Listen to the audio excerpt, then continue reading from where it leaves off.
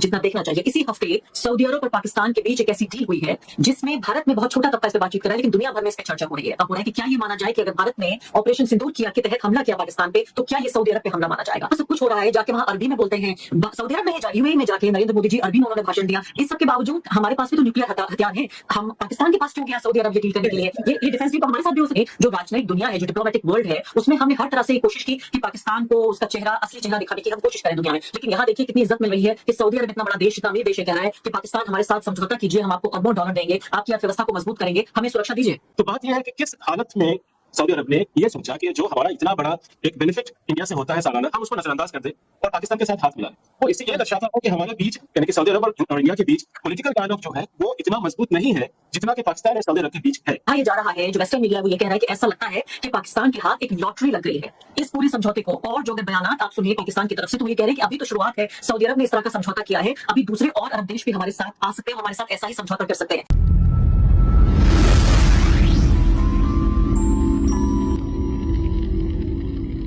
जितना देखना चाहिए। इसी हफ्ते सऊदी अरब और पाकिस्तान के बीच एक ऐसी डील हुई है जिसमें भारत में बहुत छोटा तबका इस पर बातचीत कर रहा है, लेकिन दुनिया भर में इस पर चर्चा हो रही है। इस डील का जो मुख्य बिंदु है उसको अगर हम ध्यान से देखें, इस समझौते की सबसे अहम बात, जिसकी शब्दावली पे अगर आप गौर करें, तो बात यह है कि अगर दोनों में से किसी भी देश पर हमला होता है तो उसे दूसरा देश भी ऐसे हमले को खुद पर हमला मानेगा। यानी अगर ये मान लेते हैं कि ऑपरेशन सिंदूर के बाद के हालात में अगर आप देखने की कोशिश करें भारत और पाकिस्तान के बीच, ये मान लेते हैं कि अगर ये समझौता इससे पहले होता, तो सबसे बड़ा सवाल ये पैदा हो रहा है कि क्या ये माना जाए कि अगर भारत ने ऑपरेशन सिंदूर किया के तहत हमला किया पाकिस्तान पे, तो क्या ये सऊदी अरब पे हमला माना जाएगा? लेकिन दूसरी तरफ इस बात की काट इसको लेकर माना जा रहा है कि ये भारत पाकिस्तान के जो क्षेत्रीय तनाव है उससे कहीं दूर, जो फिलहाल पश्चिम एशिया में जो पूरा फसाद बरपा है, इजराइल और फिलिस्तीन के बीच जो संघर्ष चल रहा है, जो एक तरह का नरसंहार हम देख रहे हैं पिछले लगभग 2 साल से चल रहा है, उसके मद्देनजर इसको महत्वपूर्ण माना जाना चाहिए कि इजराइल ने दोहा पे जो हमला किया उसके बाद से सऊदी अरब अपने को सुरक्षित रखने की कोशिश कर रहा है।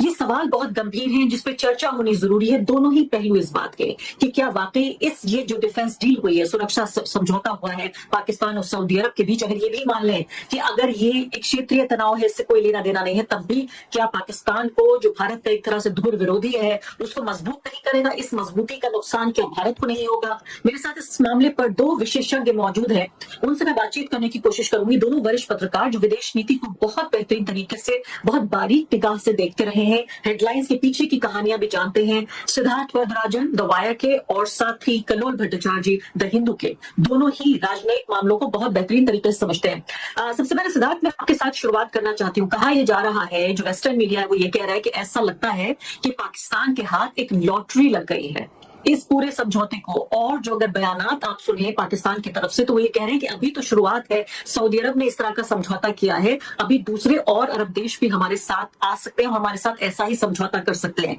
तीसरी बड़ी बात जिसके साथ मैं सवाल से आपके साथ शुरुआत करना चाहती हूँ वो ये कि जो सऊदी अरब के पास है वो पाकिस्तान के पास नहीं, और जो पाकिस्तान के पास है वो सऊदी अरब के पास नहीं। पाकिस्तान के पास हथियार है, सऊदी अरब के पास पैसा है। सऊदी अरब के पास हथियार नहीं है, पाकिस्तान के पास हथियार है।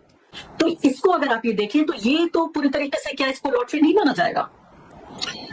आशा जी, सवाल ये उठता है कि अंतर्राष्ट्रीय स्तर पे अगर हम इंटरनेशनल लॉ, इंटरनेशनल पॉलिटिक्स, जियो पॉलिटिक्स और ट्रीटीज की बात करें, तो कोई भी एक ऐसा समझौता 2 देश के बीच में, ये इसको लॉटरी हम नहीं कह सकते। ये एक तरह से एक जिम्मेदारी आप अपने गले पे टांग रहे हैं। ये मिठाई नहीं बांटी जा रही, ये जिम्मेदारी एक तरह से आप जिम्मेदारी कबूल कर रहे हैं। और खास तौर पे इस अग्रीमेंट के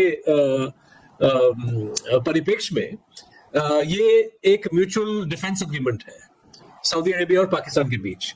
इसका मतलब क्या है? इसका मतलब ये है कि अगर सऊदी अरेबिया पे कोई तीसरा देश हमला करे तो पाकिस्तान उस हमले को इस नजर से देखेगा जैसे कि ये पाकिस्तान के सरजमी पे, पाकिस्तान की धरती पे हमला हो रहा है। और जो दिफा एक देश करेगा, जो रक्षा एक देश करेगा अगर आप पे हमला होता है, एक तरह से वो गारंटी सऊदी अरेबिया को दे रहा है कि अगर आप पे कोई ऐसा सिचुएशन उतर आता है तो हम आपके दिफा के लिए हाजिर होंगे।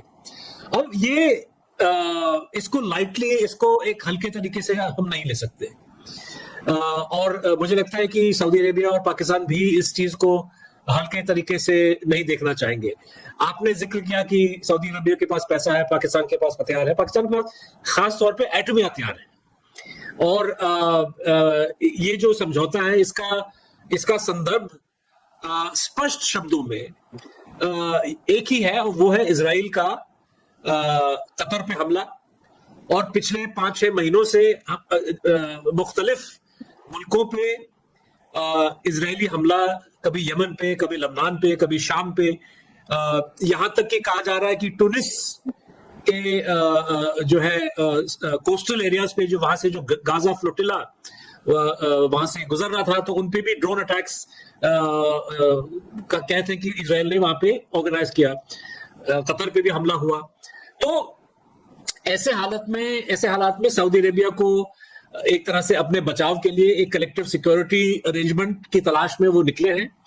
और उनकी नजरों में जब वो खास तौर पे इजराइल का हमला ईरान पे इसका विश्लेषण करते हैं, तो वो सीधे तौर पे इस नतीजे पे पहुंचते कि अगर ईरान के पास एटमी हथियार होते तो शायद इजराइल ईरान पे हमला ना करता। और इसीलिए मुझे लगता है कि ये जो समझौता है, कहीं ना कहीं सऊदी अरेबिया को पाकिस्तान के न्यूक्लियर अम्ब्रेला के अंडर जो है प्रोटेक्शन, ये एक बहुत बड़ा एक सब टेक्स्ट है। और इस चीज का एक तरह से खुलासा पाकिस्तान के रक्षा मंत्री ख्वाजा आसिफ ने जियो टीवी चैनल पे एक तरह से किया, जब उनसे पूछा गया कि क्या इसका मतलब, इस समझौते का मतलब ये है कि पाकिस्तान के जो एटमी हथियार है, पाकिस्तान की जो एटमी काबिलियत है, ये अब सऊदी अरेबिया के सर्विस में दिया जाएगा। तो उन्होंने कहा कि हाँ, जो हमारी सारी जो चीजें हैं ये अब सऊदी अरेबिया के लिए अवेलेबल होंगी। तो ये एक बहुत बड़ा ऐलान है, बहुत बड़ा डिक्लेरेशन है। और मैं दोबारा नाजरीन को याद दिलाना चाहूंगा कि इसको हल्के में नहीं लेना चाहिए, क्योंकि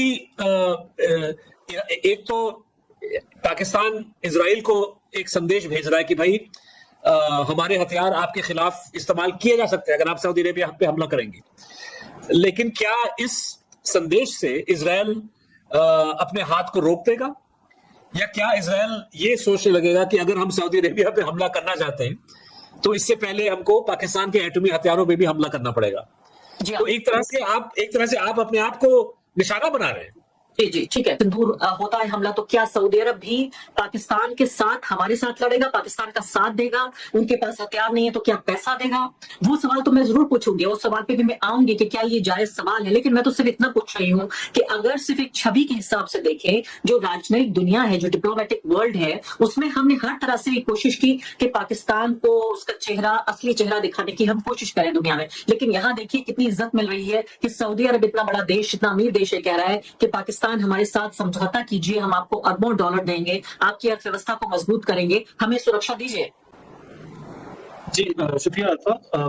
मैं ये सबसे पहले कहना चाहूंगा कि हमने सऊदी अरब और पाकिस्तान के बीच हुए जो समझौता है, उसका जो एक सिर्फ जॉइंट स्टेटमेंट है, उसी को हमने अब तक देखा है।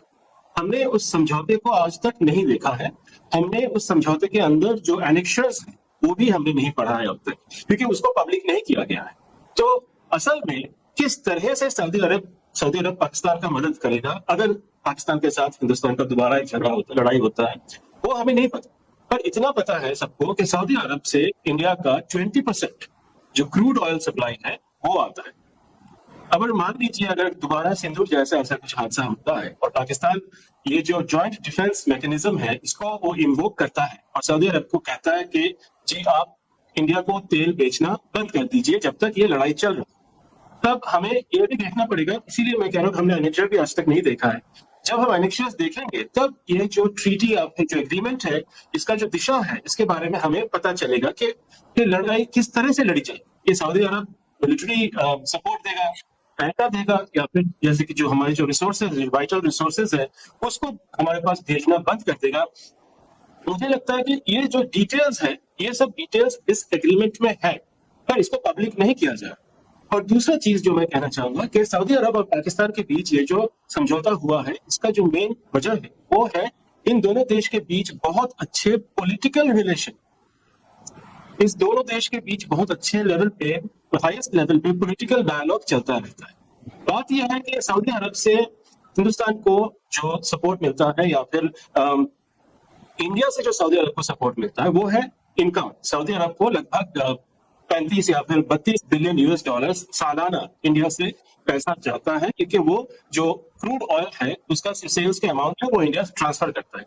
तो बात यह है कि किस हालत में सऊदी अरब ने ये सोचा कि जो हमारा इतना बड़ा एक बेनिफिट इंडिया से होता है सालाना, हम उसको नजरअंदाज कर दें और पाकिस्तान के साथ हाथ मिला लें। वो इससे ये दर्शाता है कि हमारे बीच, यानी कि सऊदी अरब और इंडिया के बीच पॉलिटिकल डायलॉग जो है वो इतना मजबूत नहीं है जितना कि पाकिस्तान और सऊदी अरब के बीच है। एक सेकंड कलोल जी, क्या आप ये कह रहे हैं कि ये समझौता पाकिस्तान के साथ भारत की कीमत पर हुआ है? यानी कि न सिर्फ कि भारत को चिंतित होने की जरूरत है कि पाकिस्तान मजबूत हो रहा है, क्या भारत को इसलिए भी चिंतित होने की जरूरत है कि सऊदी अरब के साथ भारत के संबंध खराब हो रहे हैं? जो ये प्रोफेसर मुक्तदार हैं, मुक्तदार खान, जो कि अमेरिका में प्रोफेसर है यूनिवर्सिटी में, उनका, जिन्होंने ये कहा है कि पाकिस्तान के लिए लॉटरी निकलने जैसा है, और उनका कहना है कि पाकिस्तान को सऊदी अरब से और ज्यादा वित्तीय मदद मिलेगी और पाकिस्तान इससे अपनी रक्षा क्षमताओं को मजबूत कर सकेगा। सऊदी अरब पाकिस्तान की रक्षा क्षमताओं के लिए और ज्यादा निवेश करेगा। दूसरे, उन्होंने साथ साथ ये भी कह दिया कि भारत को अब ये सोचना होगा कि अगर वो पाकिस्तान पर हमला करेगा तो कहीं सऊदी अरब सीधे तौर पर पाकिस्तान के साथ खड़ा तो नहीं हो जाएगा। इसके अलावा भारत के दसियों लाख लोग, इस पूरी कहानी में, इस पूरे फसाने में जो जिक्र नहीं हुआ, वो भारत के जो लोग लाखों की तादाद में काम करते हैं सऊदी अरब में, उनके बारे में तो हमने चर्चा ही नहीं की। सिर्फ हम डिफेंस डील का जिक्र कर रहे हैं। यहाँ मुक्तदार साहब याद दिला रहे हैं कि दसियों लाख लोग सऊदी अरब में काम करते हैं। भारत को ये ध्यान रखना पड़ेगा कि इनका हित तो प्रभावित नहीं होता। जी नहीं, आपने बहुत सारे सवाल उठाए और बहुत सारे इसमें फैक्टर्स हैं। सबसे पहले मैं कल्लोल साहब की बात को थोड़ा सा आगे बढ़ाना चाहूंगा, क्योंकि एक पॉइंट जो उन्होंने रखी वो ये कि गहराई रिश्ते में कहीं ना कहीं कम पड़ गया, मतलब इंडिया सऊदी रिलेशंस में। और ये मैं एक तरह से दर्शकों को याद दिलाना चाहूंगा कि कई सालों से यहाँ वायर पे और भी जो लोग हैं, हम लोग इस बात को उठा रहे हैं कि जो डिप्लोमेसी है इसको बहुत ज्यादा पर्सनलाइज किया जा रहा है मोदी के कार्यकाल में, और मोदी जी की उपलब्धियों को के गुण गाए जा रहे हैं। मोदी जी को कहीं अवार्ड मिल गया तो ये सबसे बड़ी जो है उपलब्धि भारत की मानी जा रही है। और ये जो पर्सनलाइजेशन ऑफ डिप्लोमेसी कहीं ना कहीं पॉलिसी मेकर्स को अंधा कर देता है। तो आपको लग रहा है कि भाई सऊदी अरेबिया का सबसे जो मशहूर या सबसे जो प्रोमिनेंट अवार्ड है वो मोदी साहब को दिया गया है, इसका मतलब ये कि सऊदी अरेबिया और इंडिया के रिश्ते बहुत ही ज्यादा करीब हैं। ऐसा नहीं होता है, बल्कि जब दूसरे देशों को ये लगने लगता है कि हिंदुस्तान के प्रधानमंत्री को एक तरह से अवार्ड्स का मोह है, वो अवार्ड्स चाहते हैं, तो उनकी नजरों में ये एक बहुत आसान तरीका है हिंदुस्तान के दिल को, लीडरों के दिल किस तरह से बहलाया जाए, थोड़ा सा फुसला के, थोड़ी सी फ्लैटरी करके, थोड़े से ऐसे अवार्ड देके। ये तो मुझे लगता है कि ये कहीं ना कहीं विदेश मंत्रालय और विदेश मंत्री जो जयशंकर हैं और जो डोभाल साहब हैं जो NSA है, ये this reflects very badly on them कि ऐसे सिचुएशन में भी नहीं था कि पाकिस्तान और सऊदी अरेबिया के रिलेशंस इस कदर इस दिशा में जा रहे हैं। फिर भी मैं ये कहना चाहूंगा कि ये प्राइमरीली ये जो अग्रीमेंट है ये हिंदुस्तान सेंट्रिक अग्रीमेंट नहीं है as far as Saudi Arabia is concern. हाँ, पाकिस्तान की नजरों में अवश्य ये अग्रीमेंट इंडिया सेंट्रिक है, मतलब कि उनके जो प्रधानमंत्री हैं, उनके जो आर्मी चीफ हैं, वो इस समझौते को सिर्फ और सिर्फ इस नजर से देख रहे हैं कि हिंदुस्तान में इसका रिएक्शन क्या होगा। और वो बड़े मजे लूट रहे होंगे कि भाई इंडिया ये समझ रहा है कि पाकिस्तान को बड़ी शिकस्त खानी पड़ी सिंदूर में, और दुनिया के हर कोने में जो है एमपीज के डेलीगेशंस गए, तो वहां पे उनके कुछ असरात जो है नजर नहीं आए, बल्कि पाकिस्तान कहीं ना कहीं अपने आप को मजबूत कर रहा है। और ये एक इसका प्रमाण है कि Pakistan is not being marginalised in the global community, कि भाई सऊदी अरेबिया ने ऐसा अग्रीमेंट साइन किया, व्हाइट हाउस के लंच में आर्मी चीफ को बुलाया गया, तो पाकिस्तानी ऑप्टिक्स के लिए, पाकिस्तानी मनोबल के लिए ये बहुत ही एक अच्छा अग्रीमेंट वहां पे समझा जाएगा। हालांकि मैं फिर भी ये कहूंगा कि ऐसा समझौता, इसके साथ बहुत खास जिम्मेदारियां उतर आती हैं। और आप उन जिम्मेदारियों को अगर आप इग्नोर कर, अगर पश्चिमी एशिया के मुल्क ये समझने लगे कि पाकिस्तान तो थोक के रेट में ऐसे एग्रीमेंट साइन कर रहा है और पाकिस्तान की नजरों में ये कोई बहुत बड़ी चीज नहीं है, पाकिस्तान को जिम्मेदारी से नहीं समझ रहा है, तो शायद पाकिस्तान के लिए ये फायदेमंद नहीं होगा। तो ये पाकिस्तान की नजरों में इंडिया सेंट्रिक है, ये नेगेटिव है। लेकिन रही बात इंडियन वर्कर्स की, रही बात कि क्या सिंदूर जैसा ऑपरेशन दोबारा अगर होगा, तो मेरा मानना है कि देखिए बहुत सारी इसमें अनसर्टेन फैक्टर्स है। जैसे कलोन ने कहा, अग्रीमेंट का जो पूरा टेक्स्ट है इसको शायद कभी भी पब्लिक नहीं किया जाएगा, क्योंकि जाहिर है ये नेशनल सिक्योरिटी से जुड़े हुए सवाल है सऊदी अरेबिया के लिए, पाकिस्तान के लिए। इस डॉक्यूमेंट को पब्लिक नहीं किया जाएगा क्योंकि ये डिप्लोमेसी मतलब इसमें थोड़ा सा एक रहस्य रहना बहुत जरूरी होता है as far as national security of these two countries is concern. They are not going to make it public. तो एक तरह से गेसिंग गेम करना पड़ेगा हिंदुस्तान को। लेकिन मुझे लगता है कि मजदूरों के अलावा जो एक बायलैटरल डिपेंडेंस है इंडिया और सऊदी अरेबिया के बीच में, जो मोहम्मद बिन सुल्तान है जिस दिशा में वो अपने मुल्क को आगे बढ़ाना चाहते हैं, उसमें भारतीय निवेश, Indian workers, Indian technology, close relations with India, ये एक बहुत इंपॉर्टेंट फैक्टर है। तो बड़ी खुशी की बात है। मैं कह रही हूँ सिद्धार्थ, अगर ये सब बहुत खुशी की बात है, इतनी सारी चीजें आप ये कह रहे हैं कि दोनों एक दूसरे पर निर्भर हैं, लेकिन अगर ऐसी ही निर्भरता है, हम तो विश्व गुरु भी हैं, अब तो हम विश्व बंधु भी हैं। जहां जहां नरेंद्र मोदी जाते हैं वहां इतना जयकारा होता है, लोग संस्कृत में बोलने लगते हैं, लोग भरतनाट्यम करते हैं, वहां पे लोग जापानी लोग गुजराती में बोलने लगते हैं। जब इतना सब कुछ हो रहा है, जाके वहां अरबी में बोलते हैं।